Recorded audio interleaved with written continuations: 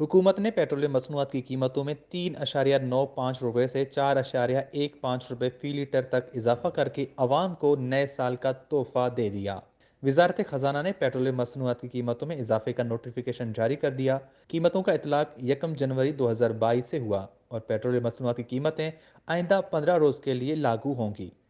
जारी करदा नोटिफिकेशन के मुताबिक पेट्रोल की कीमत में 4 रुपये फी लीटर इजाफा कर दिया गया, जिसके बाद पेट्रोल की कीमत 140,82 रुपये फी लीटर से बढ़कर 144,82 रुपये फी लीटर हो गई।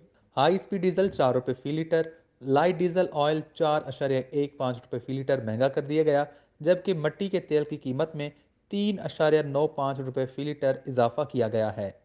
हुकूमत की जानिब से पेट्रोलियम मसनूआत पर बढ़ाई जाने वाली कीमतों के बाद हाई स्पीड डीजल 137,62 रुपये फी लीटर से बढ़ाकर 141,62 रुपये फी लीटर, लाइट डीजल ऑयल 109,53 रुपये फी लीटर से बढ़ाकर 113 रुपये 53 पैसे फी लीटर और मट्टी का तेल 107,6 रुपये फी लीटर से बढ़ाकर 111,6 रुपये फी लीटर कर दिया गया है।